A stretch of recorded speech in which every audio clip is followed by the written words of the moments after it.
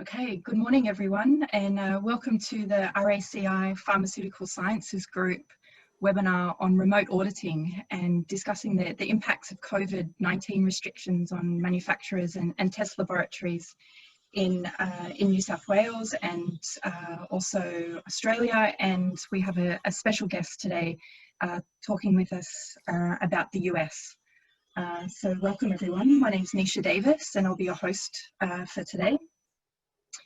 The way today will work is we will have the three presentations and each speaker will present for a period of time. We will save the questions and the question and answer session for the end. And if you wish to,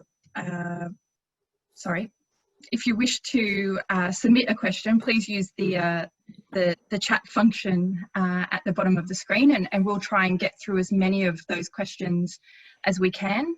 All questions will be anonymous, and once we've answered the questions, they'll be shared with the webinar audience. Today's speakers, we are very pleased to introduce Miss Lynn Tellumson. Sorry, I did practice that before today, but I didn't make it, unfortunately. Apologies, Lynn. That's okay. Lynn is a Senior Inspector Technical Specialist at the Manufacturing Quality Branch with the TGA, the Therapeutic Goods Administration. We also have Miss Melanie Richter, who is a Quality Compliance Specialist at AstraZeneca. And we're also joined by Miss Maxine Fritz, who is an Executive Vice President in the Pharmaceutical Services Division of the NSF International in North America. So welcome to our three speakers today. We're looking forward to hearing your valuable sharing of your knowledge and input that we can all learn from. To begin with, I'd like to hand over with Lynn. Lynn, are you ready to present? Yes. Great. So enjoy everyone, and thanks Lynn. You can share your screen.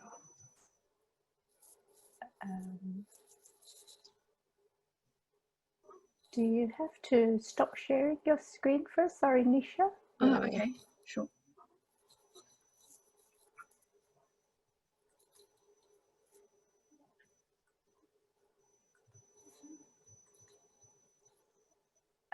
How does that look? That's great. Okay, right. Good morning, everybody. Unfortunately, I can't see anyone, but hopefully you can see me and see the presentation. Thank you for attending the webinar. I hope you find the presentation useful and helpful, and also helpful for your preparation for the TGA inspections during the COVID-19 pandemic. If there are anything that I haven't covered during the presentation, or if you have any questions at all, please do not hesitate to submit your questions, and I'll try my very best to answer your questions. I also have Jenny Hansen-Nicholas, who is the Director of the Inspection Section, Manufacturing Quality Branch, here to assist with answering questions at the end of the presentation as well. So let's start.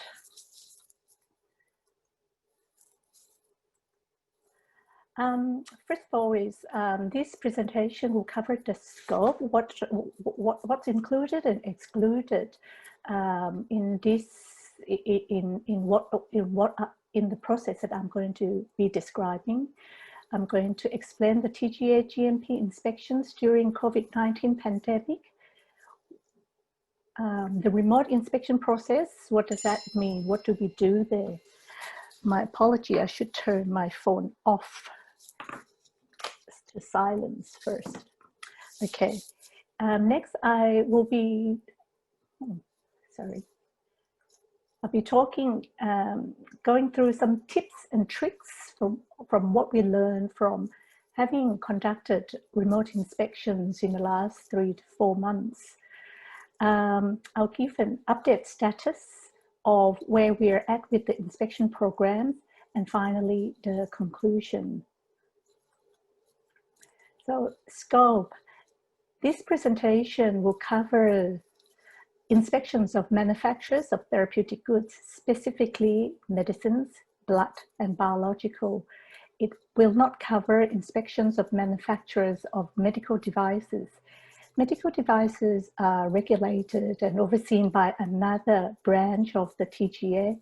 So I'm from the manufacturing quality branch, which oversee the manufacturing of medicines, blood, and biological. So the 12 are restricted to the manufacturing of these types of products only, that is medicine, blood, and biological.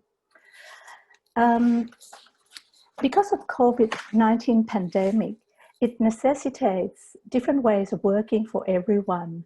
So the TGA has developed a process to enable inspectors to undertake remote and or hybrid GMP inspections where suitable in place of the usual online inspections. There are some information on our TGA website regarding the TGA GMP inspection during COVID-19. There are some links to these website which I have given at the end of this presentation. So the TGA has new arrangements, as I mentioned, for the inspection during COVID-19. These new arrangements are designed to minimize potential impacts from an on-site inspection on industry and also on inspectors as well. Oh, sorry. The new arrangements is designed to ensure continued governance of GMP. It also allows new GMP licenses and or variations application to progress. And finally, it's designed to maintain patient and consumer confidence in their therapeutic goods by maintaining GMP regulatory oversight. The whole process is based on risk to evaluate the various options available. And these final options that we decide what the process is in consultation with each manufacturing company that we're inspecting. Please keep in mind that because of the limitation of the remote or hybrid inspections, the TGA will only use this process during the COVID-19 pandemic.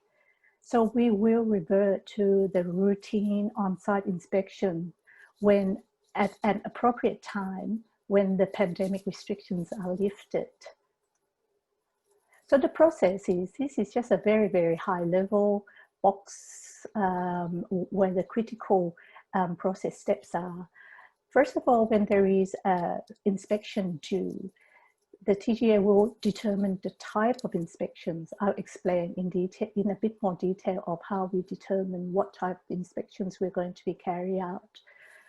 Then we notify the company and we have a discussion and agree the type and the methodology for the inspection. We will be requesting for quite a lot of documents. This is something that's probably will involve quite a bit more work in preparation of the inspection, more so than for the on-site inspection. The company then is requested to prepare and make these documents available generally ahead of the inspection. Then we carry out the inspection and then we go through the normal process to close the inspection. How do we determine the type of inspection? First and foremost, we need to consider the federal, state, and territory government restrictions, if there are any restrictions at all, for where the manufacturer is located. In addition to where the manufacturer is located is where the inspectors are based, because we have inspectors who are based all around Australia in different states, which has different restriction requirements. So we need to consider that first of all. Then we consider the criticality of that particular inspection that we're going to carry out. To determine the criticality, we determine the manufacturing type based on risk. What I mean by that is For example, is the manufacturing type, the product type that the manufacturer is manufacturing, we consider high risk, medium risk, or low risk. Generally speaking, sterile products will be deemed high risk, as opposed to manufacture of complementary medicines are generally deemed low risk. Okay. Then we consider the manufacturer's compliance history. Has the manufacturer has had good compliance history or low level of compliance in the past? With these two, then we determine what type of inspection we're going to perform. Excuse me, I have this problem for the last couple of days with my voice. I'm not quite sure why. So just to give you an example of how we determine the criticality and how that impacts on the type of inspection. If the manufacturer is a high risk, for example, manufacturer of sterile medicine, and that particular company has a low level of compliance history, so it is more likely that we will be conducting on-site inspection.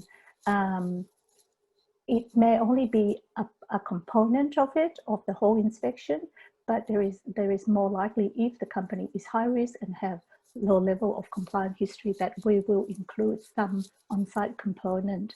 Again, that's subject to the government restriction requirements, as opposed to if it's a complementary medicines and the company has high level of compliance history, then the chance is we will be conducting the inspection remotely.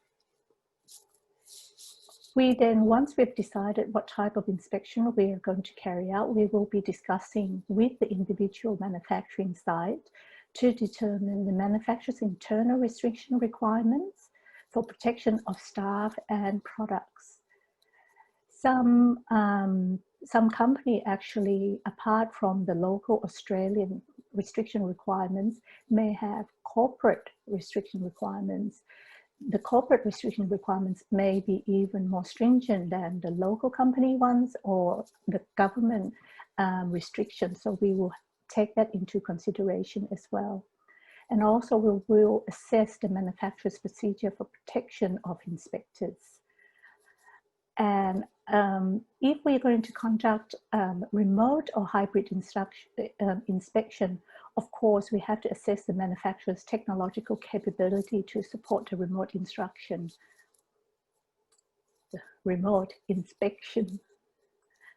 So out of all of these considerations, then we will decide that whether the inspection will be an on-site, a remote, or a combination of both. Okay. If there is a determination that it's critical to be on site, but for various reasons we cannot be on site, then we may delay that component until the restrictions are lifted. Okay. So moving on to what do we do when we conduct a remote inspection, and of course if we do a hybrid inspection, aspects of these will be there as well.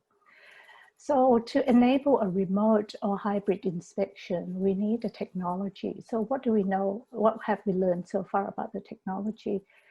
We need something to allow us to be able to meet. So we need a way to converse, either using a meeting apps. At the moment, the TGA has 2 applications, the meeting conference applications that we approved. That is MS Teams and WebEx only. This is due to the security of particularly the document repository, because we will be asking the company to upload quite a large number of documents, and we want to make sure that there is sufficient security surrounding the storage of those documents. So as at the moment, our IT department has only approved MS Teams and WebEx only, but it is an evolving area. And so I know that they are looking into Zoom now and other apps. So potentially going into the future, there may be other apps that will be included and will be allowed to use. Excuse me. If all else fail, if the meeting apps doesn't work, it's not an option, then we can use a phone. We can use our phones. Now, we have used a phone interview inspection previously, but they are generally a very small inspection. So as I say, if the meeting app is not an option, then we can revert to phone. But I would imagine that it will be quite difficult if it's a large inspection. And I would imagine that if there's a company that have full manufacturing steps that require 2, 3, 4 days inspection, that's more likely that the meeting apps will be an option. We need to be able to review documents. And so we have been using the meeting apps for document sharing, and that works quite well. Again, if the meeting app is not an option, we can revert to companies sending us attached documents to emails. We can use it that way as well. We also need to do the facility review. We need to see your facility, your manufacturing facility, processes, packaging, your laboratory. So live streaming is probably the preferred option, using meeting apps, phones, tablets. If that is not an option, if there is no Wi-Fi connectivity in the plant itself, then there will be requirements for photos and pre-recorded videos. Okay, so hopefully that I have been to a couple of companies where there's actually no Wi-Fi connectivity at all in the plant. If it is possible to have that connectivity into the plant, that would be very helpful for the inspection, but it's not always possible. So next, I'd like to talk about the inspection process. The scope, you may be wondering whether we're going to cover everything or we're only just going to cover certain things. So generally speaking, as a default, we will be conducting a full general GMP inspection. The scope will be the same as if we are on site. It will be determined on a case-by-case basis. Why I'm saying this is that, as I said before, if there will be some cases that we will determine that the on-site inspection is required, but we can't be on site. So the scope of the remote inspection might be restricted to the remote items only, and we delay the on-site inspection for later on. Okay, so that's we will be discussed with individual manufacturing company. The inspection methodology, you may be wondering how we're going to be doing this. We try to be as flexible as we can to enable the inspection to be carried out. When I talk to my colleagues, generally the methodology used fall into 2 categories. One is it's the same as if we're on site, except that we use video conferencing or phones or audio conferencing facility instead. We start inspection. I ask you questions, you answer the question. I ask for documents. Somebody go off and try to find the documents, share the documents, and so on, as if I'm on site. Another way of, another methodology is we'll start inspection. I'll tell you that I'll be reviewing, for example, documentation control, deviation management, complaint management, perhaps in the next 2 or 3 hours. I go offline and I review all the documents that has been made available to me ahead of the inspection. I review those documents, and then we restart the face-to-face conferencing and I ask you questions and you answer. So either way, or anywhere in between, whatever, what I'm saying is that whatever that will enable us to do the inspection, we will accommodate to make sure that we can get through the inspection. The length of inspection may take more days, but the cumulative hours will be as if we're on site. What I mean by that is, for example, generally speaking, not generally speaking, in the past when we are allocated inspection, say it's a 3 days inspection, we'll go on site, we conduct an inspection for 3 days, 8 hours a day, we finish it within 3 days.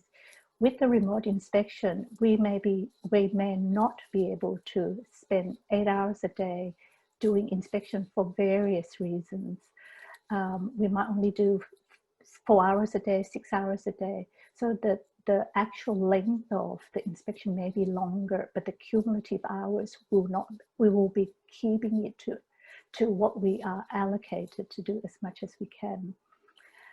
Of course, just like any other on-site inspection in the past, if there are significant major or particularly critical non-compliance observed, then the duration may be more than the originally planned, and it may include an on-site component at a later date.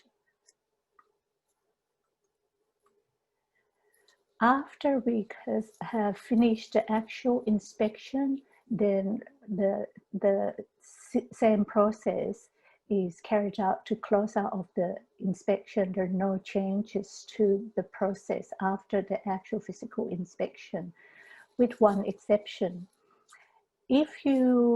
I'm sure you are aware, at the end of the inspection, we issue an inspection report. In the inspection report, we actually rated the compliance level of the company based on the inspection. As you are aware, the rating of the compliance level is based on the number and the nature of the deficiencies observed. What's different after a remote inspection is that the compliance level that will be assigned to the company will not be better than the previous on-site inspection, because a remote inspection has its limitation. Okay, although it cannot be better, it can be lower. So what I mean by that is that, for example, again, if the previous on-site inspection, the company was rated A2, as you're aware, the compliance level is A1, A2, and A3. A1 is a good compliance level. A company was rated A2 after the previous on-site inspection. We've conducted remote inspection or hybrid inspection, and the outcome was that there is very few deficiencies. If it had been an on-site inspection, the company would be rated an A1, but because it's a remote inspection, the compliance level will remain as A2. However, if we find a lot of deficiencies, though, it may be that after the inspection, the company can be rated as A3.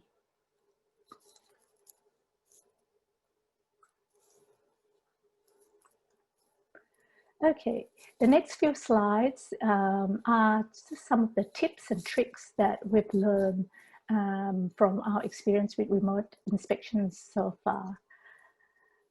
If we're going to use video conferencing apps, which we use for sharing documents and so on, it is actually very important to have trial runs to test every individual device that will be used during the inspection. Please don't assume that if your computer or laptop works, that your colleague's computer or laptop will work as well. We have found several times, for whatever reason, although we thought that all the TGA laptops that we've been issued with are identical, they're not. And so have a trial run to test that you can connect with all the computers that will be used during the inspection. Also, to test every activity, send invitation, accept invitation, join the meeting, uploading, downloading the materials, if it's materials downloaded, where is it downloaded to, and so on. It will also be extremely helpful if the company has IT support to be available to troubleshoot problems during the trial runs and during the remote inspection if possible.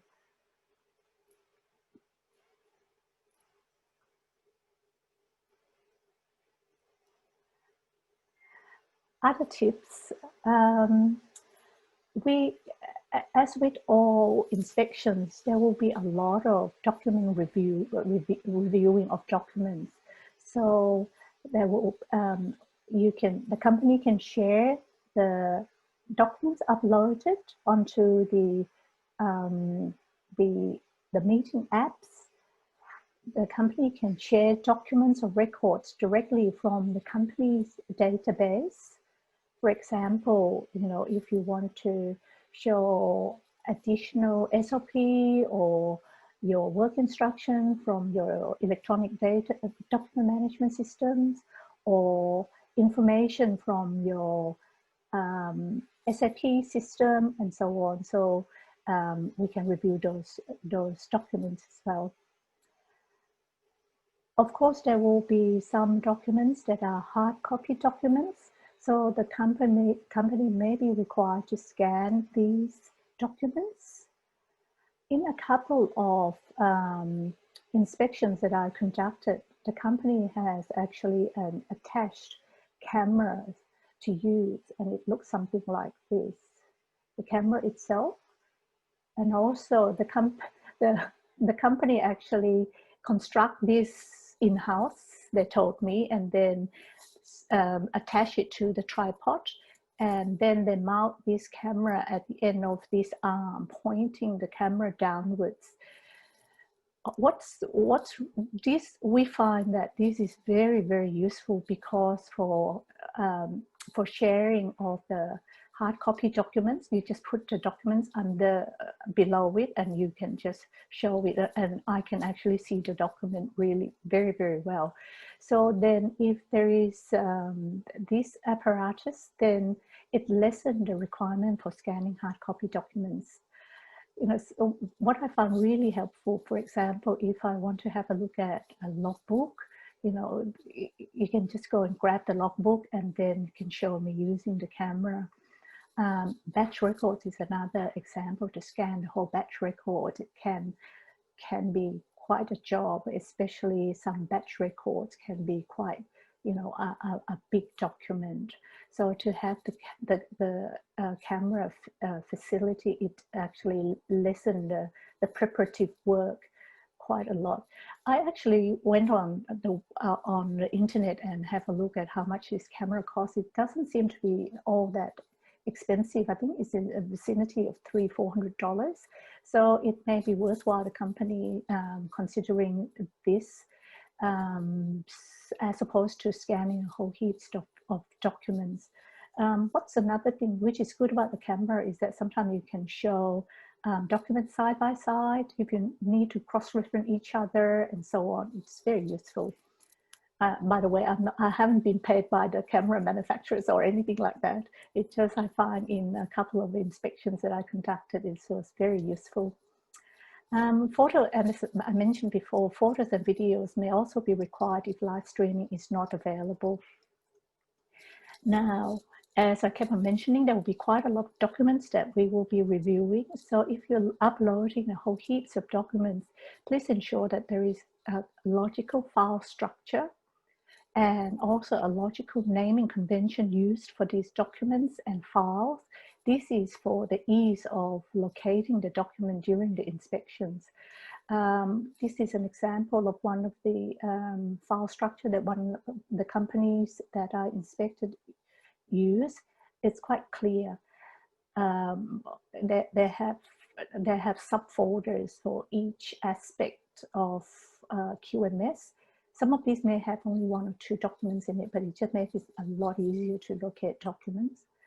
The company also had provided a lot of photos and videos. So again, the file structure, making sure that everything in Plant 1 is filed there. So again, for ease of locating these documents, and a naming convention for the individual file. So again, make it a lot easier to, I might ask where is the location on such and such of, where's your warehouse temperature monitoring thermometer, and they can locate it and show it to me.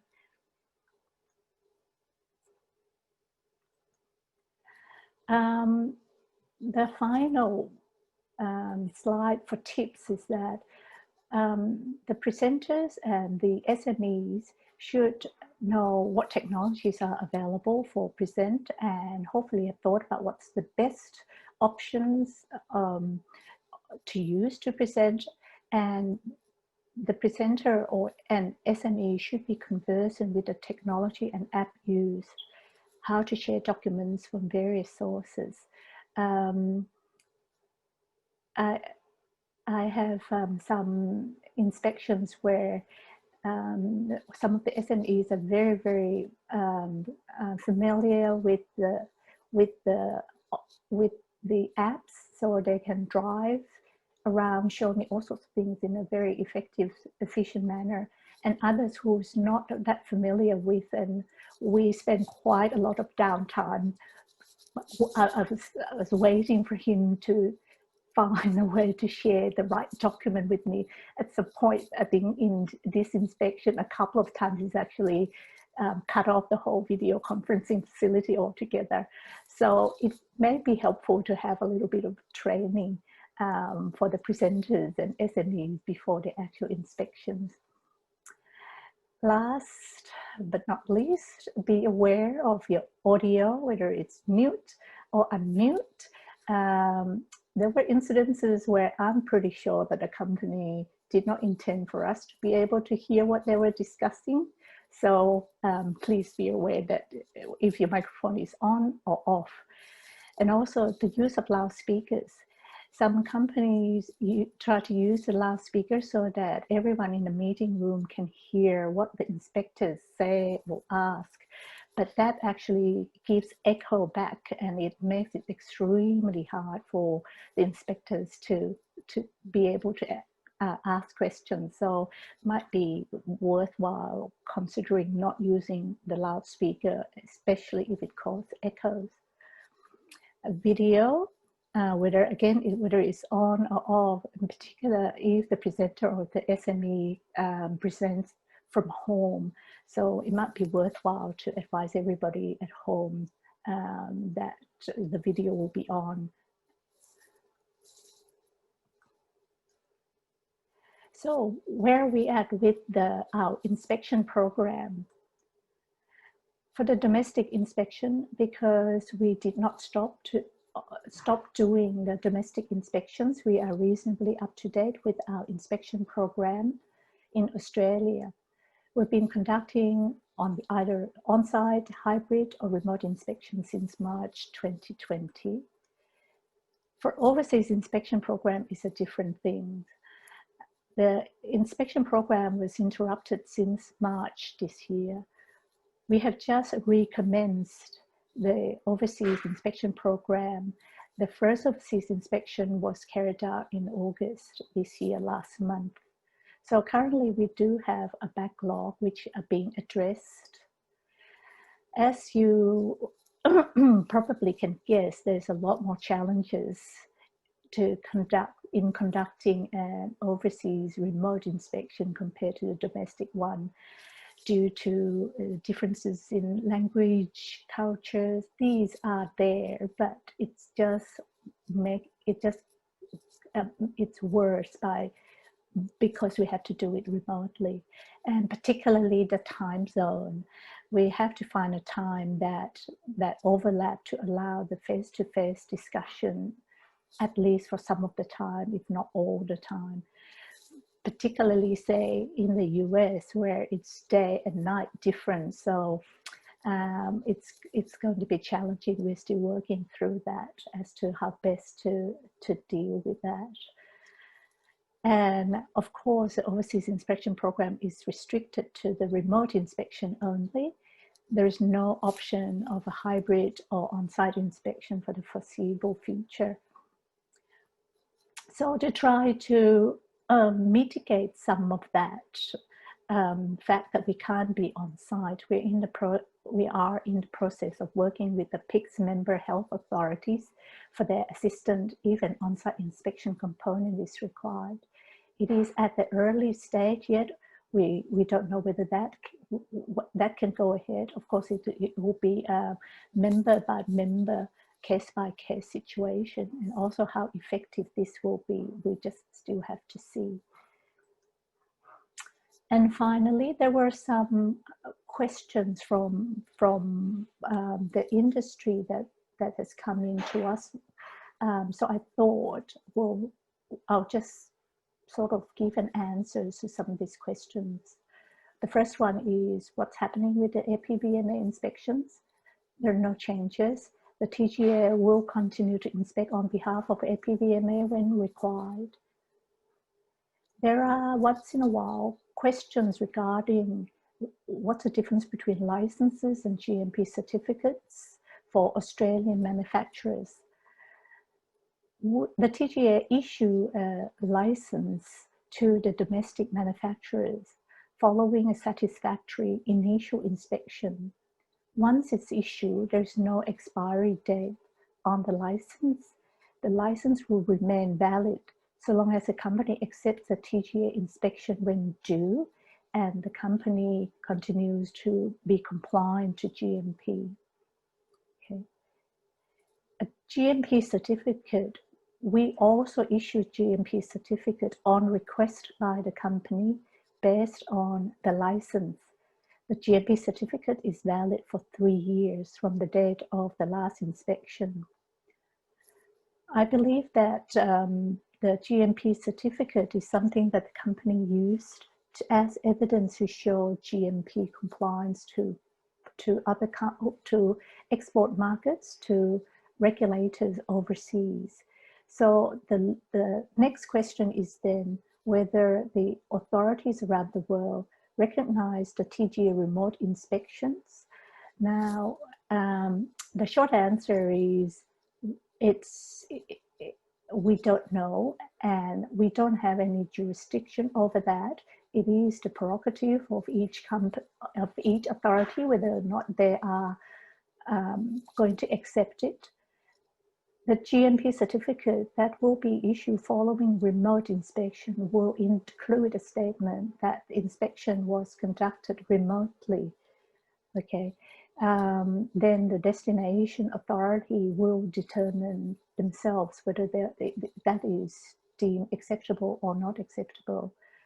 Suffice to say that though, that at the moment, what I don't, well, for Australia, definitely no other regulators can come into Australia to do any inspection. And I don't believe that there are inspectors traveling internationally at all to do any inspections. So that's the only GMP evidence that's available. So hopefully that will be taken into consideration when considering whether or not to accept the TGA remote inspection certificate. So in conclusion, the remote inspection has limitations, we all know that, and cannot replace an on-site inspection.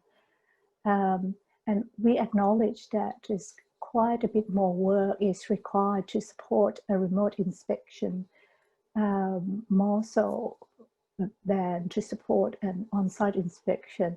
So the TGA will work flexibly with companies to enable inspections to be conducted as best the situation allows. As I'm a TGA inspector, I cannot help but to mention this before I end my presentation. That is that TGA has adopted the PICS Guide to GMP version 14 since 1st of July 2020. I'm sure you're all aware of that. There are some information on our website regarding the adoption of version 14 of the GMP. This document was published on the website quite some months ago, but this last document here, I believe, was just issued early this week or last week. So if you are not aware of this information, please, you might like to check this. It gives you a lot of good information as to what we are expecting the companies to do to transition to the version 14 of the PICS guide. As I mentioned earlier, there's some information on our website regarding the GMP inspection during COVID-19 pandemic. So there is a link to the domestic GMP inspection, for overseas inspection, and also if there are sponsors in the audience who may be interested in our clearance path, there's some information about what the clearance path looks like during COVID-19 pandemic as well. These are all the other media channels that if you are interested in keeping up with the TGA information, any updates and so on, can subscribe, join, like for these media channels. And if you have any questions that you can't find information from those links and you want to talk to us, or rather want to have your specific questions answered, then these are our mailbox address: gmp@health.gov.au, or for overseas manufacturing inquiry, GMP clearance at health.gov.au. So thank you so much for listening to my talk. I hope it has been useful. So again, please, if you have any questions at all, please submit your questions and I'll answer them at the end of all the presentation. Thank you.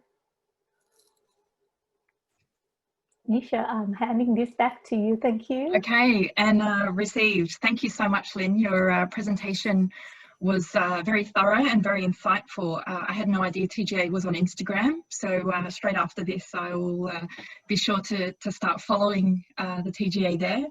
And I liked your plug for the PICS guide at the end, because the RACI Pharmaceutical Sciences Group Committees is planning a webinar on that very topic. So we might be asking for a TGA presenter for that topic as well soon. We might move straight into Melanie's presentation. Is that okay, Melanie? Are you ready? Okay, great. Yes, I am. Let me just share my screen with you. Thanks again, Lynn.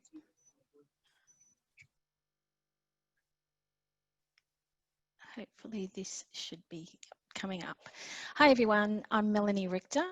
As we all know, audits can be stressful at the best of times, but there are different challenges when it comes to hosting audits remotely or virtually. So today I'll be sharing some learnings and experience that I've gained during recent audits, virtual audits that I've been involved in. So some of the points might seem very simple or a no-brainer, but if not executed, could be actually a showstopper for your audit. So I actually have 11 slides to share with you, the first two being quite significant. So I'll be spending a bit of time discussing this, and then we'll be able to quickly go through the remaining slides quite quickly.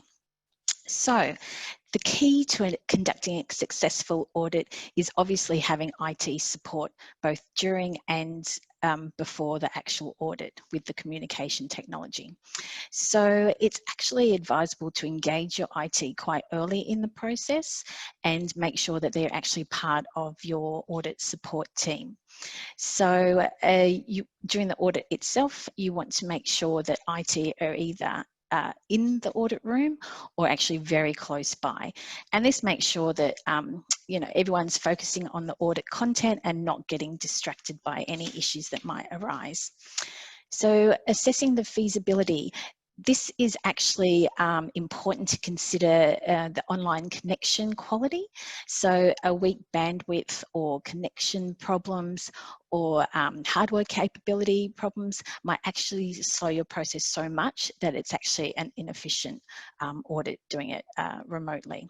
So the speed at which you can actually share some of your video content, for instance, may actually affect the efficiency of your audit also. So one of the key concerns when doing an audit virtually is the security and protection of your data, your intellectual property, or your proprietary information. So this goes in hand with determining which cloud platform or app or portal that you're planning on using and communicating with your auditors. So whichever app or portal that you're planning on using, it must be secure, have appropriate capability of the file types and size that you're planning on uploading, have appropriate definition to where you can actually define the retention time or period that you want to access those documents within the portal, and that there's no unapproved or accidental sharing of these documents. So as with any digital technology, you can actually record. There's functionality of recording. If you plan on using this, you want to communicate quite clearly and early in the process with all people involved, because you do need to actually gain people's authority basically to record images or sound. Usually just stick to the traditional approach of using a scribe is not a problem. With the cloud platform, once you're just determining which one or the app that you're planning on using, there's a variety of ones that you can use. So whether it be Box, Zoom, MS Teams, OneDrive, SharePoint, WebEx, there's so many that you can choose from. You're working with IT with that. So you can actually have different platforms between your audit room and your auditor, as well as your audit room and your control room or back room or war room, whichever you decide to use. So I would recommend a platform that allows all participants to see who's actually engaged and who's has the availability to be connected and to see the content being shared. So once you've determined whatever platform that you wish to use, make sure that you are communicating with your auditors on this. So not all cloud platforms are accessible to auditors. They may have IT security restrictions as well. So for instance, we had a recent regulatory audit where they couldn't use Box, but they could use OneDrive, SharePoint. So you do need to confirm and define which ones that everyone can access. So additionally, once going hand in hand with your security controls, you also want to communicate the confidentiality and security control that you have placed on your portal to ensure that you know, that access to the documents might cease after a particular time, and this has to be agreed with as well by everybody. So you want to practice with your technology, and this is especially important to practice with your auditors as well as with your SMEs and your control room. We had a regulatory inspection where we had 2 auditors working from home, practice beforehand the week before, no problems with the lead auditor until the day before we practiced with the second auditor, and there were issues with their connectivity with the platform we were using. So in this case, we had to scramble at the last minute to find a suitable replacement for that audit stream. So keep in mind to definitely practice the technology there. You want to also consider additional support. In this case, you might put additional resources in either or both your audit room and your control room.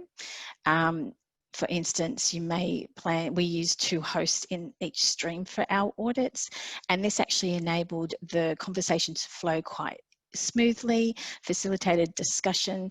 We had one host who was lining up SMEs ready to present, whilst the other host may be clarifying any issues with the auditor and having the suitable evidence to support or alleviate any concerns there. So we also had additional support in the control room, in which we had more people actually reviewing documents prior to uploading, as well as SME prep, which actually gives you that flexibility as well within your control room as well. Pardon me. So please be aware that with virtual audits, you will get a higher number of pre-audit requests. A recent audit we actually ended up having 65 pre-audit requests, whereas normally we might get 12. So keep that in mind. And just also be aware to be prepared and be flexible. So be prepared to, as per a normal traditional on-site audit, there will always be lots of documents ready, but in this case you also want to make sure that they're ready, available in a soft format. And the electronic copies are easily then available to review and upload to the virtual audit room. With your flexibility, things can happen as for any audit, SME availability, but you can also get technology hiccups. So you don't want to panic, you just want to have that flexibility as well. So these are some best practices for the virtual audit room. You want to separate, now this might seem like a very simple and obvious point, but you want to make sure you have separate meeting requests to avoid confusion as to who is to attend and to ensure visibility of those attendees. So make sure that you're creating separate meetings for your opening and closing meetings, your virtual audit itself, and your daily debrief meetings.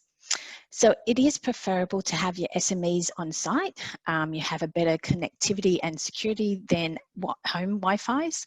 But for those SMEs who are working from home, make sure the host actually calls the SME into your online meeting. And also make sure that they have been prepped remotely prior to joining that live virtual audit room. We actually had a situation where we had an SME who had been placed into our virtual audit room without actually realising that they were in the virtual audit room, but luckily they fell on their feet. Otherwise it could have gone a little bit pear-shaped for that.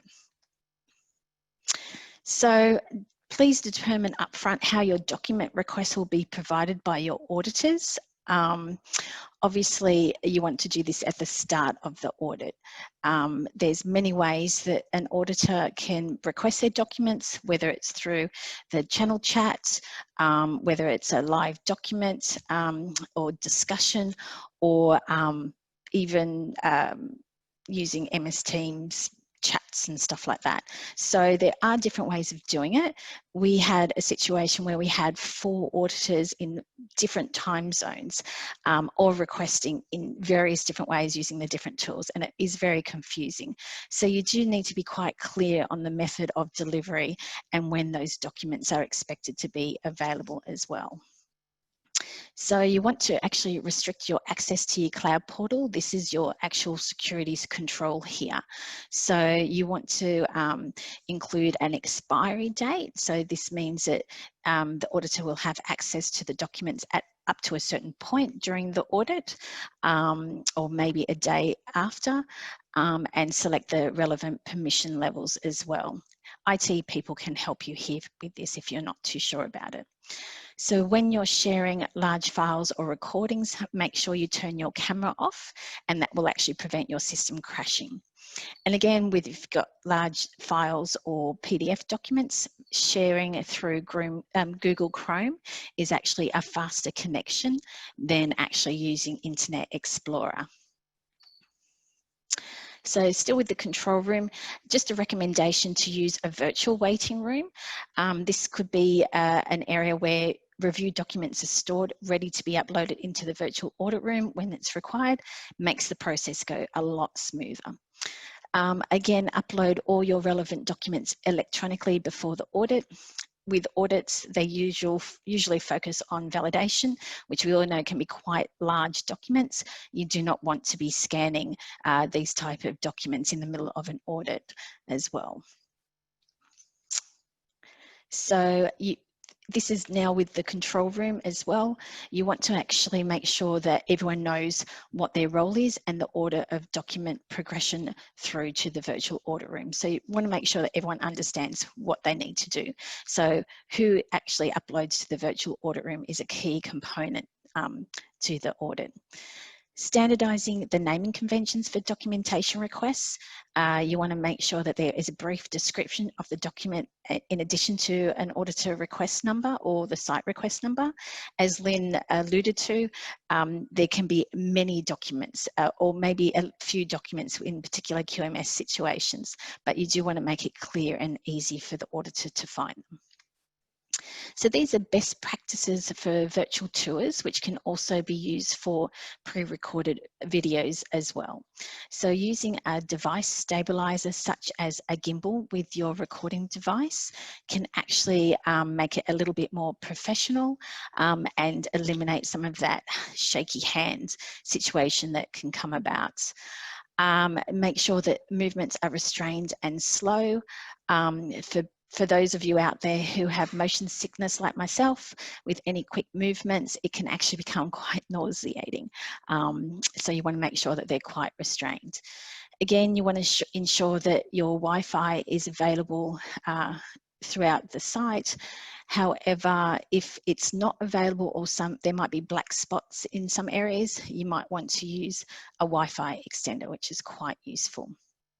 And again, this is dependent on your facility as well. You want to consider the safety and process requirements with using electronic devices.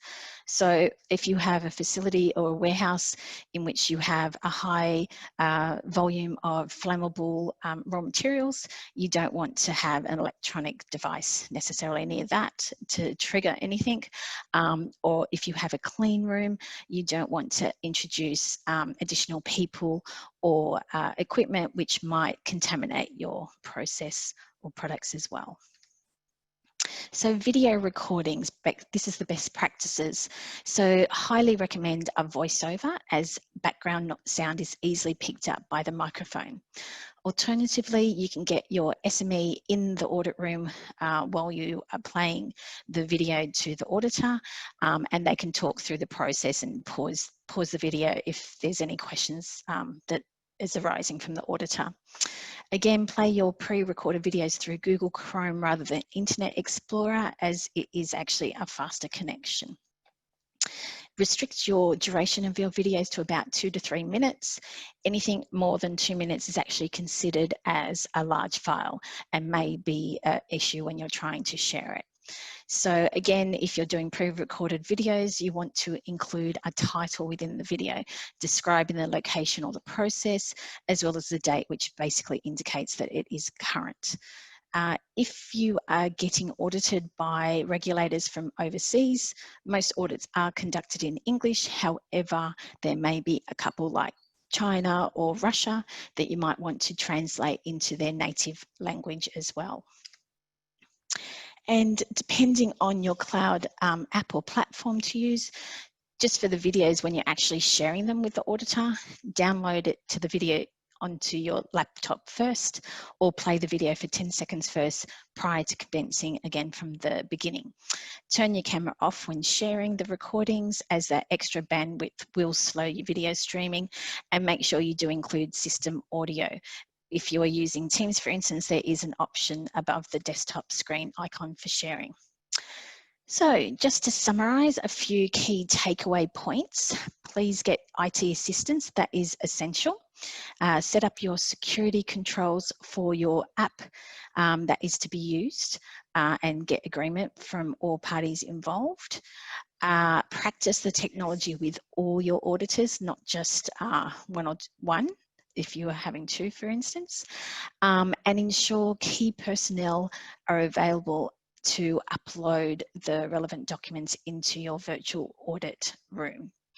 So thank you for your time today, and back to you, Nisha. Thank you, Melanie. That was very useful. There's lots of detail, as you put it, that seem simple on the surface, but I can imagine, as you said, it would be a showstopper if it's not ironed out before the audit. And I'd like to point out that, you know, you've got experience with remote internal inspections, corporate inspections, and external regulatory inspections as well. How do you find the remote setup and the virtual audit approach impacting each of those? Is it equal, or has it improved the process for any of those? So for internal audits, for instance, obviously when it happens at the beginning of the year, you have to do a risk assessment on the areas that you had planned for the year. So some areas may not be able to do remote audits, and this is all based on your risk assessment. Again, as pointed out earlier, we have limited travel in Australia at the moment, especially in New South Wales. So for corporate and regulatory, the same type of preparation is definitely involved. So prep is key. That is the big taker. Right, great. Okay, thank you for that. Maxine, are you ready for your presentation? I am, thank you. Great. Hand over to you now.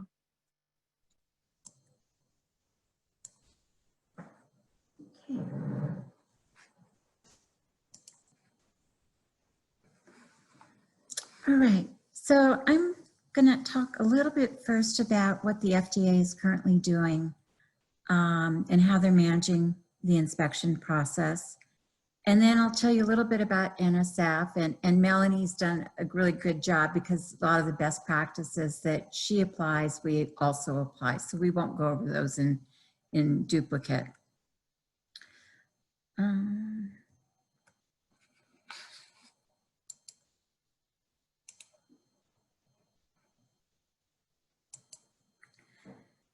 So can everybody see my screen? Nisha, let me know if you can't. That's great.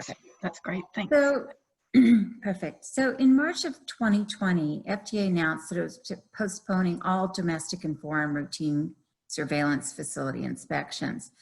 And FDA did something that was a little unprecedented from an FDA perspective. They issued several temporary policy documents and guidance to industry.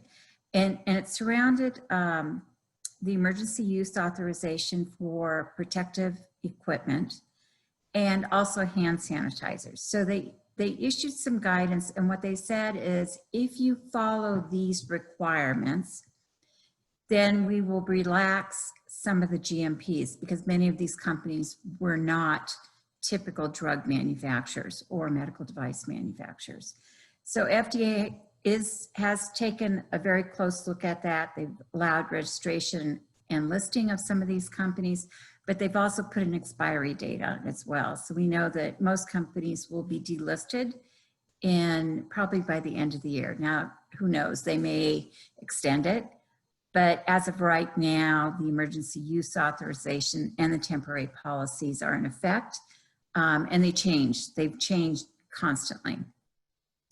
The FDA will continue with pre-approval inspections. However, they're going to use other tools and approaches, including requesting the existing inspection reports that have been conducted through the mutual recognition agreements. So the FDA has the ability and confidentiality to be able to share with the member states that also are part of the mutual recognition agreements.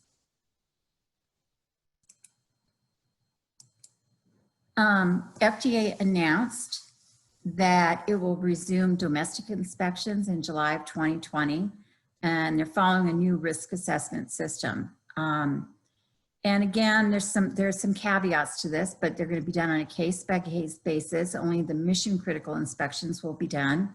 It will be prioritized, which will generally include pre-approval surveillance inspections will also be considered. And then it has to be consistent with national guidelines for opening up America again. And these are the guidance documents that have been issued by the White House and the CDC. And then inspections will be pre-announced because the FDA recognizes that it takes a little bit more process for everybody to gather the information. Not all firms are up and fully operational So by pre-announcing them, it'll give everybody the opportunity to monitor the situation and to hopefully make sure that the inspectors are safe as well as the firm is safe. The foreign pre-approval and for cause inspection assignments that are not deemed mission critical remain temporarily postponed, while those deemed mission critical will be considered on a case-by-case basis. So what is mission critical? It's subject to many factors. It includes breakthrough therapy designations, regenerative medicine, advanced therapy designation, products that diagnose, treat, or prevent serious disease or conditions where there's no other appropriate substitute. Pre-approval inspections are also considered mission critical, and there's some reasons for that. And it's largely because there's user fees associated with that. Amongst it may fall in one of the other mission critical factors. And then for cause, and certainly for cause domestically will be considered first, but they will also consider foreign inspections as well. FDA currently, just to be clear, FDA is not doing virtual inspections. So the inspections will be on site. However, they are expanding the uses of other tools and approaches for drug products imported into the United States. And it may include physical examination of the products being brought into the US borders. It may include sampling and testing where appropriate. Compliance history of the facility is also is a factor. And then they will absolutely use mutual recognition. Where there's trusted foreign regulatory partners, they will share that information, and it's all shared confidentiality, of course, but they have established the mutual recognition. And then what they will do is something very similar to what Lynn talked about a little bit earlier, is they're requesting records directly from the facility in advance or in lieu of certain drug inspections. So there is a possibility that they will review these well in advance of the inspection. So if the product appears not to meet applicable standards for safety, effectiveness, or quality based on these approaches, FDA has the authority to refuse admission of the products into the United States. That's certainly not anything new. FDA has had that authority for a long time, but they will actually apply it probably a little bit more stringently at the moment. FDA does continue to work with U.S. Customs and Border Protection to target certain products that are on the import alert or where it violates applicable legal requirements from an FDA regulated product. FDA also has the ability, they have a tool that they use, which is called Predict, which allows certain companies to be targeted or where there's a heightened concern of certain products being entered into commerce. And then as part of the COVID-19 outbreak, they're constantly adjusting their product risk scores as necessary. FDA will continue the quality assessment of all applications per normal assessment operations for all disciplines. And then they will apply the risk-based approach consistent with the existing guidelines that FDA has just issued. So that's a little bit about the FDA, and it's constantly changing, and my friends and former colleagues at FDA, it's uncertain times for everybody, so they're constantly trying to adjust, and they'll be, as applicable, new guidance documents will be issued. So NSF's approach, like I said, it's very similar to what Melanie has just spoken to you about, so we won't go through it in any great detail because we do apply very similar practices. So NSF is currently conducting remote auditing and gap assessments. We're using Zoom or Microsoft Teams. We use a secure platform to exchange information that does have an expiry date on it. As part of the interviewing process of personnel, we ask that the subject matter experts are there. And then where possible, we're conducting facility tours using a variety of different applications. The downside to this is very much what Lynn mentioned earlier. It takes considerably longer. So for example, a 3-day, if we're doing an audit, especially in China, let's say, if it normally takes if it's normally a 4 to 5 day audit, we add a factor of 2 onto that, and it essentially takes almost 10 days. The total cumulative time is the same, but just because the time zone differences, because of fatigue, it is taking quite a bit longer. We cannot see everything. Certainly based on certain requirements in the facility, it may not be possible to just go into the clean room to see something. It may not be possible because certain equipment is sensitive to cellular activity. So again, it's not as good, in my opinion, as an on-site audit or gap assessment, but we can do it. And we are doing it. In addition to that, what we're offering and what we found, and this is, again, it goes back to Melanie's best practices, what we encourage is firms to take training, take the inspection training, apply it virtually first, kind of make sure that all of your ducks are in a row before you actually have the regulatory inspection so that it goes as smoothly as possible. That's really important. In addition, right now is a really good time to train staff or staff that's at home that needs to catch up on maybe GMP training or other training. NSF has a number of e-learning and hybrid trainings that can be done remotely. So I would encourage training where possible. And then lastly, we do consulting, and this can be done remotely. Some complex issues can be resolved, and then we offer hybrid approaches for virtual activities. And again, we apply many of the same practices that Melanie has just discussed. So if you need more information on FDA, certainly please don't hesitate to reach out to me. I'm happy to do that. I'm happy to answer any questions. I will turn it over to Nisha. Thank you, Maxine. It's good to see various industries and regulatory bodies taking that risk-based approach to everything that we're doing at the moment. It is unprecedented times, so everyone's working out the best way to move forward, and having support from industry like NSF is very useful to know, as is sharing our experiences in forums like this. We do have a couple of questions that are coming through via the chat function, or the Q&A function, I should say. So I might initiate some of those questions, and some are directed to individuals, but of course it's open up to everyone's comment, of course.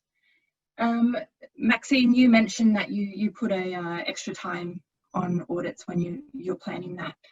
So we do have a couple of questions with regards to speed of audits and the time impact of audits.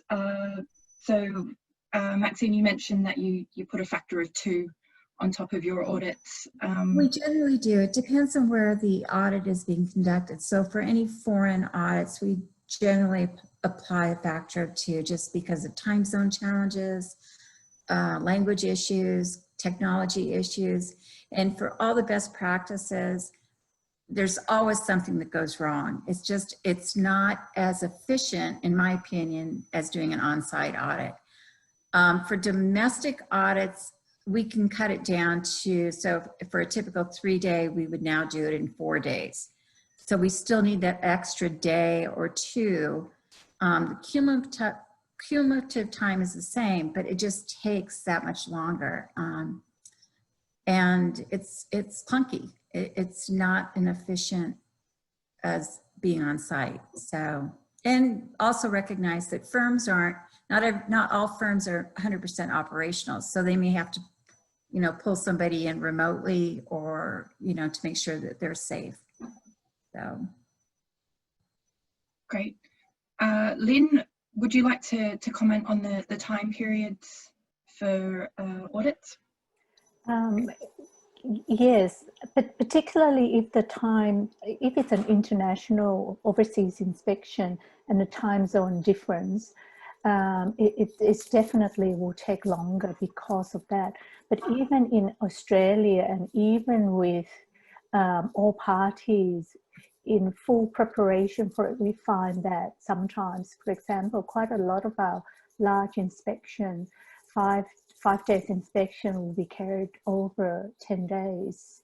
Although, as we kept on mentioning, in the cumulative time, it's still equivalent to 5 days, but the inspection has to be paused for various reasons to gather documents because somebody is not available, or the company actually have to stop the inspection because of something urgent happening because of the COVID and so on. So company needs to be prepared that it will take longer. There are some instances quite, I must say that personally from all my inspections, we managed to do it within whatever it's going to be 3 days, it's done in 3 days, 6 days. That is very, very exhausting for both the inspector and the company, but it's an agreed way forward. That's what we were trying to do. So again, it's in the discussion and agreed what is the preferred way of conducting the inspection. So all in all, there's a lot more effort is required by both the inspectors and the companies when preparing for the inspection, conducting the inspection, unfortunately. Okay, and I guess, you know, having delays or technical hiccups that are happening throughout the audit would add to the stress levels of the inspectees. How have you found that situation arise in your experience, and can we send a message, I guess, that those types of issues happen and we're working it out, and they're not to be, you know, too concerned over? Yes, and that's why I'm sort of emphasizing in this presentation to say that we will work flexibly with the companies. If you have any issue, discuss with us. You know, sometimes the company is quite concerned if they're going to say no, or if they're going to tell us there is a problems, but we like the company to feel free enough to tell us if they don't want us to be on site because of valid reason, like we don't want to jeopardize the product, the people, and things do go wrong. One of my overseas, I conducted the first overseas inspection, and the bandwidth and everything worked beautifully. It was a 6 days inspection, beautifully for 4 days. Towards the last 2 days, thing was getting worse for various reasons, and I suspect that it's because of the IT connectivity here. I work from home. I'm based in Melbourne, and you know, a lot of things were just very, very difficult. But you know, we work together. We fully acknowledge that things do not go as smoothly as one would hope, and you know, take your time to try to get to where we need to get to. We do understand. Great. And Maxine, you mentioned that the FDA are not conducting virtual audits at the moment. Do you envisage, is there talk that might start? I don't know. It's a really good question. You know, I worked for FDA for a number of years, and it would be quite precedent setting for them to do that. They're not set up to do that. And there's security issues, and there's issues surrounding IT capabilities, what have you. It's not to say that they can't do it. I just don't foresee it happening anytime soon. I think it will have to be on a case-by-case basis right now. Right. You raise a good point there about security. There's been a couple of questions to our inbox here around security of the documentation and the information sharing over cloud-based apps. Could Maxine, perhaps you could comment first around those exact concerns about the retention and the receival of data from companies and vice versa, exactly what the concerns are, and perhaps Lynn or Melanie, you could also comment on how you manage that security and ensure that those documents and information are removed from those portals after the inspection.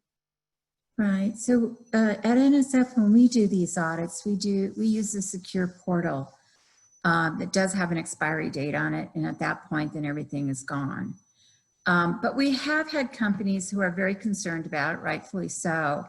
And in those instances, we will use a live, not recorded feed. And that is very difficult for us to do because you're actually reading on the screen the documents. But it is doable, and we manage through it.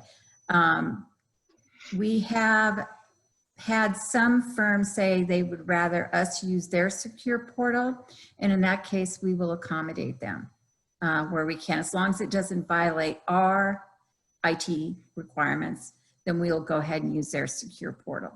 So we're trying to be as flexible as possible with these audits. So, and we realize that everybody has different security concerns.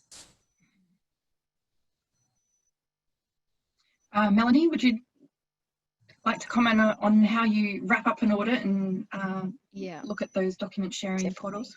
So obviously, when you're preparing at the beginning, before the auditors even start the audit, you're looking already with your IT into the different portals or apps that you want to use.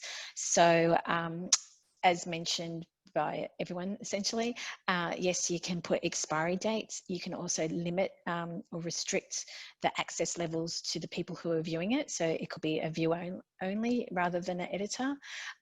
Once that, it's really critical is the expiry date, is because once it's expired, those people no longer have access to that portal.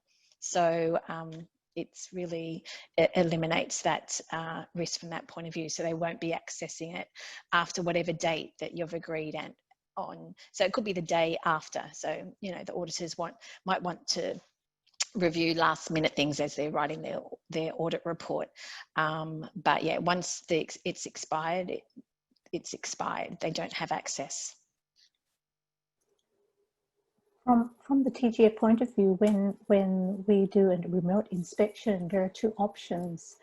Either, you know, even if we're using the same platform apps, MS Teams, there's an option of either we are the host and we invite the company, especially for smaller companies who doesn't have a lot of IT supports and so on. We can host the inspection. We set up teams in our MS Teams, or as larger companies, a lot of companies host the inspection. And so when the company hosts inspection, our position is that you have, that's why at the moment that I'm aware of, we are restricted to only a couple of apps because of that security concern.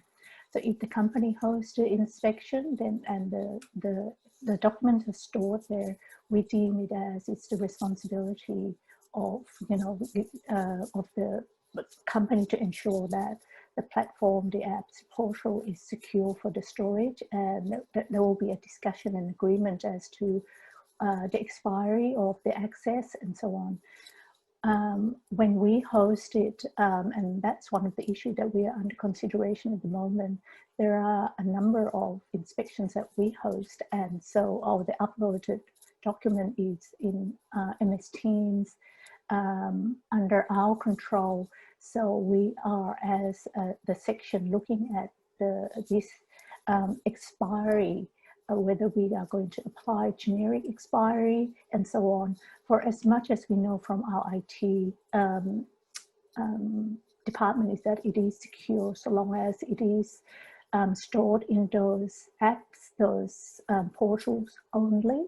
And of course, only people who are invited into that Teams have access to those documents. So soon we will have a formal procedure surrounding that. Can I just add something to that? If you are a small company and you have limited IT support, there are actually companies out there that actually have these remote communication kits where they will give you IT support, they will give you a camera as well to do interviews and to do virtual tours.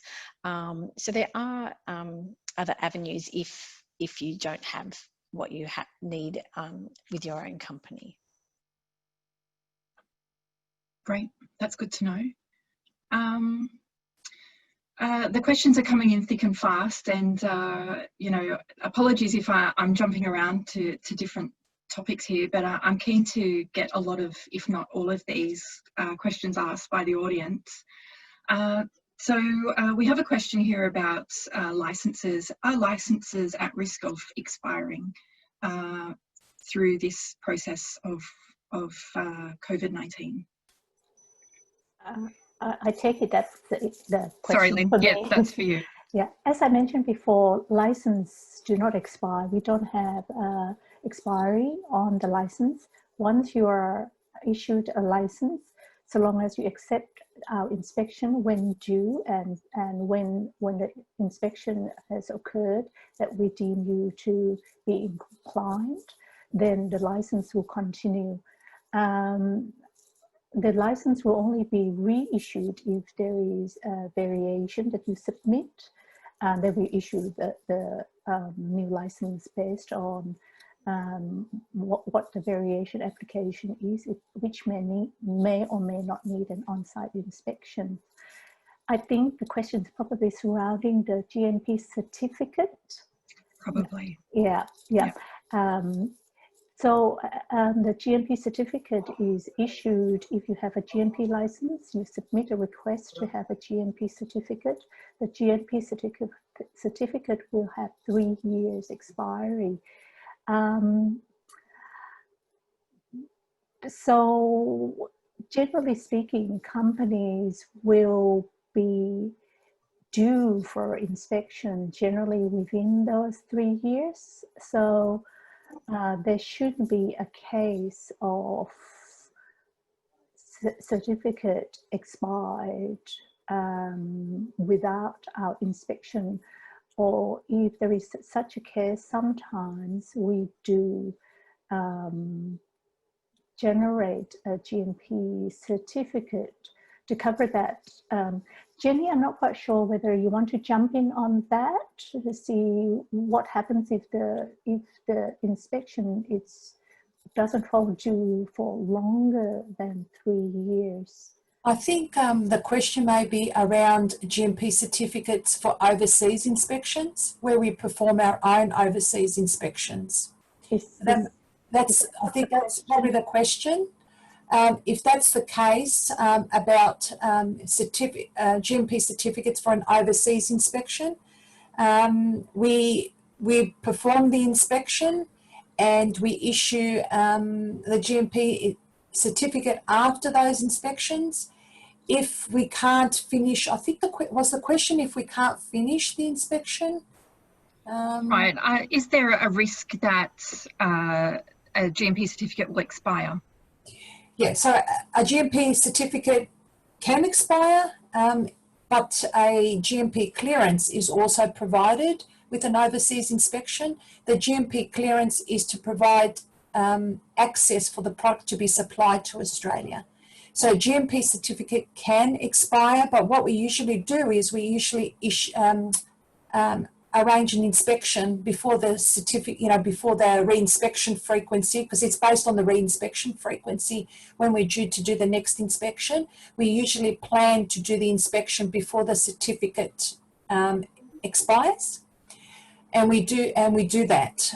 So yes, there will be a danger, which is not any different from an on-site inspection. So whether we performed an on-site inspection or a remote, depending on the expiry date, we try and plan to have the inspection scheduled to be performed 6 months before, to ensure we do the inspection. We've got enough information on the inspection.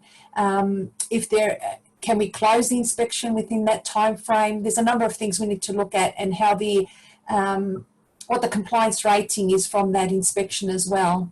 So there's a number of factors. So it's not any different to expiring if it's an on-site inspection. Right. Okay. Thank you for clarifying that. We also have a couple of questions around your slide 9, to be precise, Lynn. You made reference in that slide then that with the remote auditing, that the auditor may ask to pause or stop the process for a variety of reasons to help the auditor to manage whatever's being discussed. Can you give some examples or some issues that have arisen, and what the protocol would be for the auditee to be aware of? Sorry, just to clarify the question is slide 9. Just let me go back to slide 9.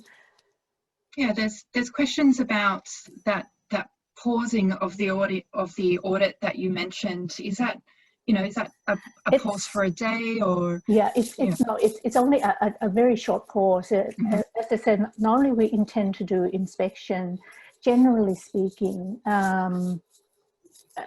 as a stretch. Sometimes we do plan for it to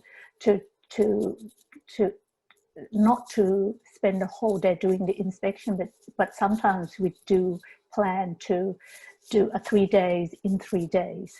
However, there may be instances where I'm not quite sure what happened, but there was some emergency due to the COVID-19. What is the cause of that? I am not so sure, but the inspection was paused for only half a day, and it's resumed the next day. So it's not like a 2 months pause. It's only like instead of going from 9 to 5 as planned, you had to stop at 2 o'clock or whatever it is. Does that answer your? I think so. Yes, great. Moving on, there's a question here about cost. So has the remote inspection scenario impacted the cost of audits for the inspector and the people being inspected, the companies being inspected? Is there any impact on the cost of those? Generally speaking, again, as I say, we plan out, we do the inspection within the allocated time. If we are to do it on site, we are to do it in 3 days. So we use that. We are going to be doing it in 3 days for an remote inspection as well. So there are activities that we normally perform pre-inspection, for example, all the preparative work leading up to the inspection, which we don't normally charge. We still don't charge. We will charge for activities that we perform equivalent to what we will be performing while we're on site. For example, even though we may review, say I'm reviewing process and documentation control, even if I go offline and review the SOP, that will be the activities that we normally do when we do the inspection on site. That activity is a chargeable activities.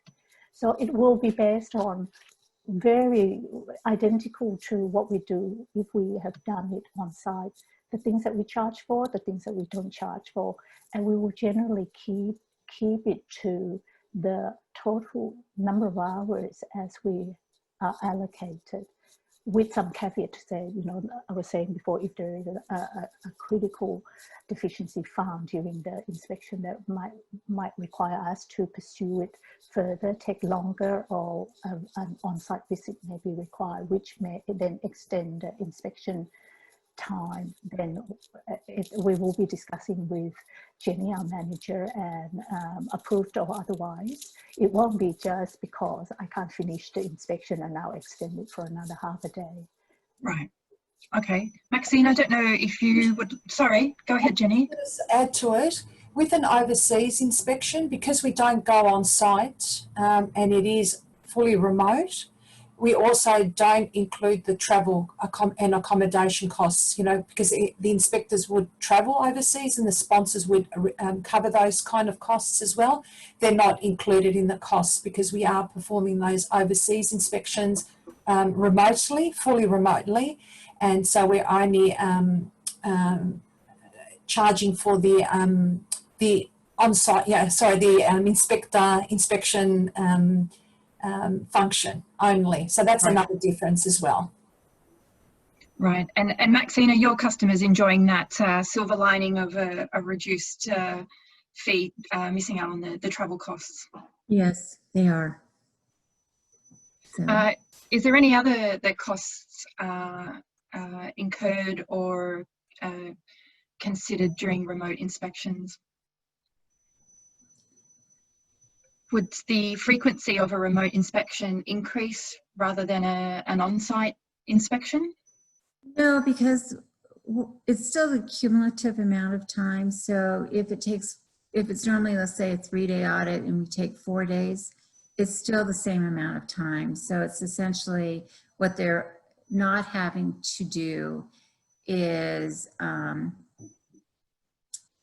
pay for any travel costs. Right. So it's really, it's a little bit of a benefit. Right. Yeah. We have a question here for the TGA regarding a potential backlog for overseas inspections. How long does it take to wait to schedule an inspection upon application? Or is there any guidance that you could let us know about? Jenny, I think I might just handball this one to you, if you don't mind. It's okay.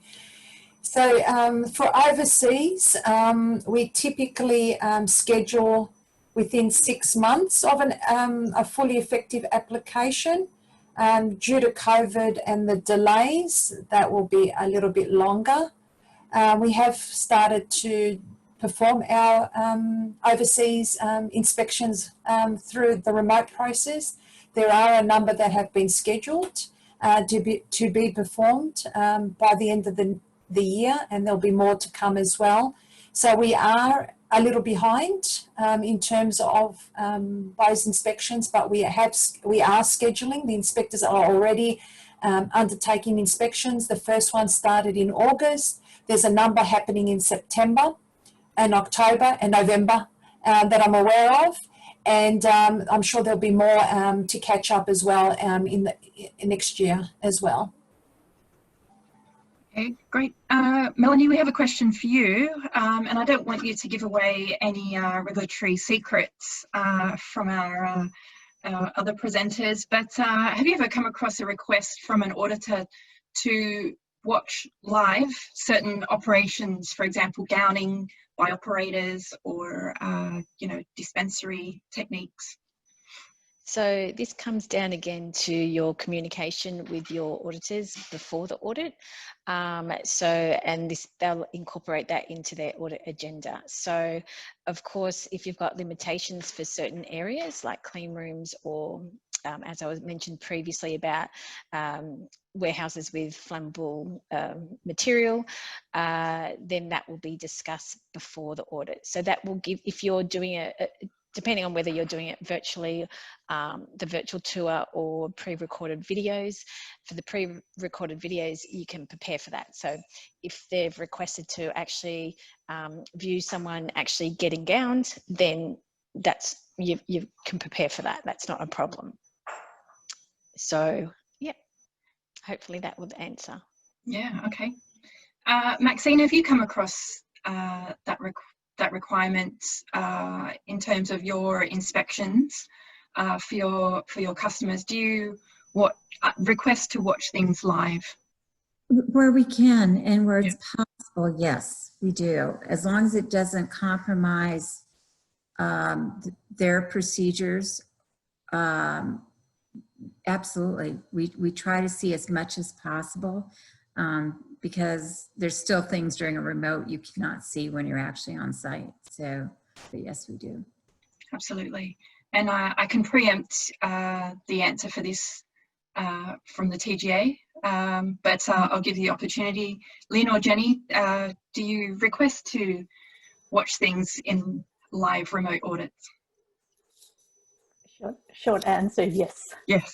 Okay. Again, as you know, we will, because we do need to inspect facilities to see it live processes, how we need to have review that. But if you have any restrictions or concerns or whatever, we can discuss it as to how to overcome that. Okay. We have a question, I guess, which is relevant to a normal on-site inspection as well. But can an auditor, after the completion of the audit, follow up and request further information or request to close some gaps in an audit that has already officially closed? Generally, we finish the inspection. We will not continue on with the inspection after the inspection is deemed finished, unless there is a pre-agreement. For various reasons, the company said that we're running out of time, but we really have information to address your concern about this. Can we submit it after the inspection? Under some exceptional circumstances, that may be allowed, and we will say provide information within the next 2 days. We'll review it, and if it's satisfactory, it will be satisfactory, and there won't be any oxidation or deficiency. If not, then it will remain. But a lot of time, our approach is that we ask the questions. If it hasn't been demonstrated to us during the inspection that it is not a deficiency, then it will be listed as a deficiency, and you then respond to us in your response as how whether you don't believe it a deficiency because you have all these procedures in place. So under exceptional circumstances, I personally has allowed it once or twice, not that many times, because as I said, that our general process is that we don't want things to drag on. You say we have another 10 issues that we want to address, and can we keep on providing you with additional information? The inspection finishes when it's deemed close. Right. Yeah. Okay. Thank you for that. Maxine, we have a question regarding Australian manufacturers and exporting to the US. I know the FDA, as you mentioned, don't do remote audits because they're still going on site. But is there an impact for Australian manufacturers and clinical trial sponsors exporting to the US, for commercial products or even R&D stage? Do you envisage that COVID is impacting these processes? To some extent, yes. So certainly for clinical trial material, as long as it's under an approved trial, the material should be allowed to enter into the U.S. following the mission critical guidelines, right? So it depends on what it is. And I do think there is some impact, certainly for drug shortage and what have you, but FDA is watching and monitoring that very carefully. So they're looking at the supply chain right now and monitoring it to the best of their ability. So right. It's on a case-by-case basis.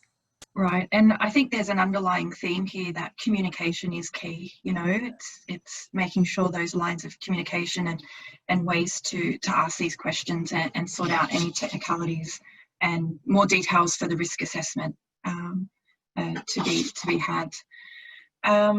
We have a couple of questions based on compliance rating. So there's a few people wanting to know a little bit more detail, Lynn, about your comments related to compliance ratings after an inspection, and how that will work in a little bit more detail, especially with regards to your comment with improved compliance ratings or higher compliance ratings. The decision was based upon the fact that we know that the remote inspection is not as thorough. It can't be done as thorough. It can't be. It cannot replace the on-site inspection. So we cannot really. We're not as sorry. At the end of the day, is that the remote inspection is not equivalent to an on-site inspection. There are lots of things that we can't determine from a remote inspection. As you know, the inspection is not just a verbal, what you say in answer to our questions, not just what's in your procedure, is what people actually do. And so we cannot always judge as well or determine as well what people actually do via the remote inspection route.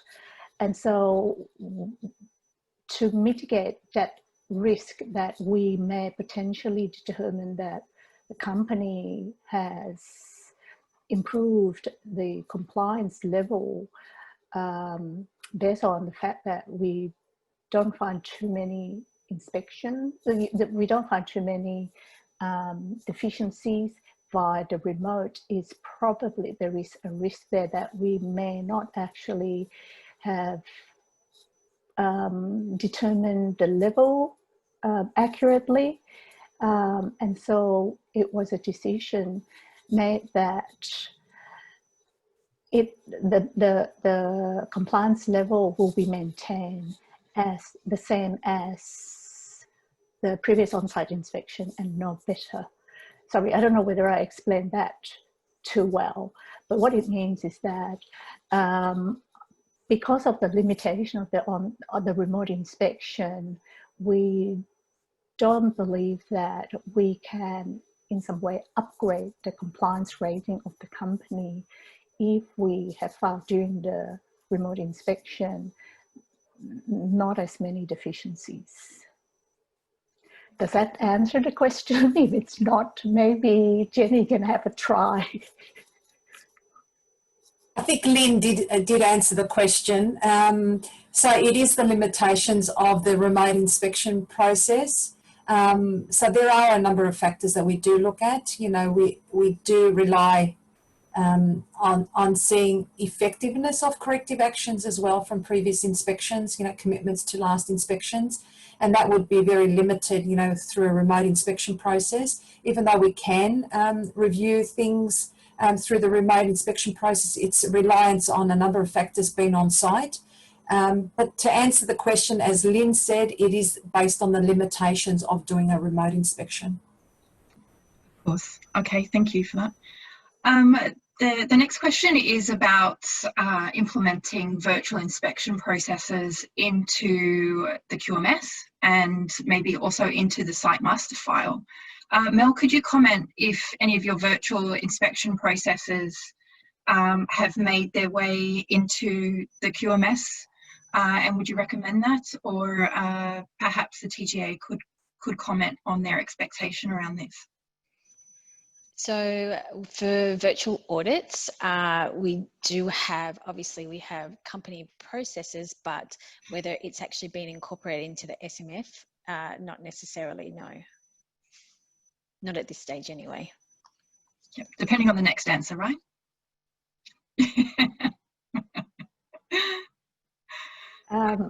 From the teacher perspective, Jenny, jump in at any time. I don't think that we will be looking at, give me a procedure on how you conduct or host a remote inspection. It's just a mechanism by which to allow us to do an inspection. We don't ask for a procedure or how you host an on-site inspection. So no further comments from me. That's I think that answers it all. Okay, thanks for clarifying that. There would be some benefit though, because COVID's here for the long term if some reports are true. So I imagine there's a bit of resources put towards putting some guideline documents, some training, as Maxine mentioned as well, is key to this process. So some resources from companies to proceduralize and make decisions about platforms and how they do a remote inspection, so they don't have to reinvent the wheel each time it happens.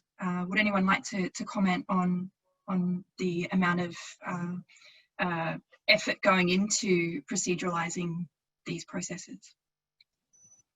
I might just give you some feedback from an auditee perspective. So we don't actually necessarily have procedure how to actually conduct a remote audit. It's more about the like the use of technology, so like gimbals or connecting it to a phone and that type of thing. But it's more informal, most of it. We do have a lot of communication between different sites as well, and assisting in whatever way we can from that point of view based on our learnings and experience, because obviously everyone's interested in having a successful audit, as in executing it successfully, whether you're an auditor or an auditee. So hence we're basically all in it together, so we just support each other as required. Great. Okay. Maxine, is the NSF offering support for companies to adjust and look at setting up remote inspection procedures? Yes, that's something we are doing, is working with them to get as ready as possible for remote auditing, and then to help them with understanding some of the complexities associated with the virtual audits or the remote audits or inspections. So yes. Yeah, great.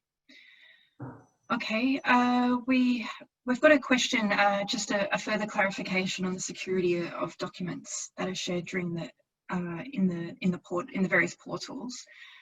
Is it an issue to see whether a document has been downloaded or taken, and understand and record that a particular auditor has a copy of a particular document? Is that something that you track and keep an eye on? So it depends. So the answer is, if they use our secure portal, the auditor cannot download these documents. They can only view them. Right. And so there's no possibility of having any downloaded records out there. If we use the client's secure portal, then it's really on them to make sure to set, and we'll work with them up front, but it's really up to them to determine what their security levels are. But we don't encourage downloading of documents at this time. Okay. Great. We have a question regarding the scheduling of recurrent TGA inspection dates. If a company has had a remote inspection, could you comment on the period to the next inspection? Will it be reduced?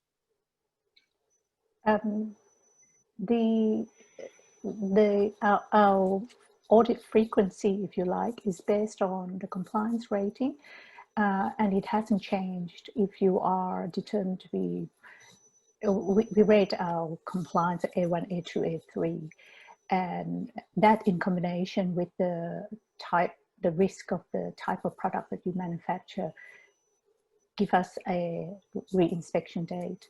That has not changed. So it will still be the same as previously. Okay. Great. We only have a few more questions left, so if anyone in the audience is looking to get something answered, then please, now's your time to submit the questions as we look to wrap up this webinar. We do have a few more questions based on the technology angle. Can you give some specific requirements for the technology used during the inspection? So I guess there's been a few technology and software names mentioned as options. Is there preferred and in-use mechanisms, platforms being used? So I know there's lots of options out there, but would you be willing to share your preference and what works the best? From the TGA point of view? Yes, I think you only had 2 options from memory, Lynn. Yes, at the moment, for example, we cannot use Zoom at all. We cannot download Zoom. We cannot use Zoom. So there are only certain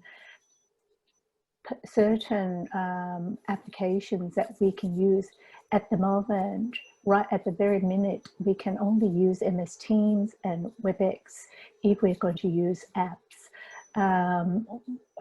We are, our IT department, exploring other platforms. I think Zoom is in their view. I think there is some Google Meet or something as well. So they explore that to see whether it's appropriate, particularly surrounding the security of the document storage. Yes, does that answer your question? Sure. Yep. Mm-hmm. Thank you. Just to add to that is that generally we don't, the document that's uploaded onto those applications, we generally, as a rule, do not download them unless, again, very, very similarly to when we're on site, we may ask for some particular documents to have a copy of particular documents when we're on site. The same practice will be used for remote inspection if we want to keep particular documents. I think we will have a discussion with the company to download those documents. Okay, Melanie, did you want to add to that? Did you have something? Yes, I was just going to add that this is where it's very key to work with your IT as well as your auditors to determine what the appropriate one is. So TGA may has limitations and other regulators may also. So you just need to communicate that and work with your IT. They're your best friend in these situations. Then I know it. Okay, and I guess this last question in attempts to wrap up and finish off is a question / maybe a suggestion for remote inspections, and that's around if a remote inspection is being planned by whoever it is it a good idea that that remote inspection is handed to someone that is actually physically been to the site previously and has a very thorough or a more thorough understanding of the site and the compliance in general? Is that a consideration that you take into account? Yes, it's a short answer. Yes, okay. We do. Yes. All right. It does help the inspectors as well. We have some feel of what the facility is like, the compliance level, the people. It does help. Keeping in mind though, we inspect 30, 40, 20 companies a year. Sometimes we don't recall everything. Sure. That can be expected. Okay, that's the last question that we have in our Q&A at the moment. So I might take this opportunity to thank you all. Maxine, I know this is the end of the day for you. So I'm sending a very special thank you for making the time to meet with us and talk to us about what's happening in the US. And wish you all the best with all that's happening at the moment, very close to you on the West Coast. Yes. Thank you. And thank you, Jenny and Lynn, for your time. This is a hot topic at the moment, as you know. So your insight has provided some very, very useful and valuable information to the industry today. And thank you, Melanie, as well, from your first-hand experience with managing internal and external audits. Your presentation today and your input has been very well received. So thank you to all our presenters, and I'd like to thank the RACI Pharmaceutical Sciences Group for coordinating this webinar today. And I believe we will be making this webinar available from our website in the not too distant future, and provided we meet all the technology and requirements that's needed. So thank you again for your time, and look forward to next time. Okay, thanks everyone. Thank you. Thank you, everyone. Bye. Bye. Bye-bye.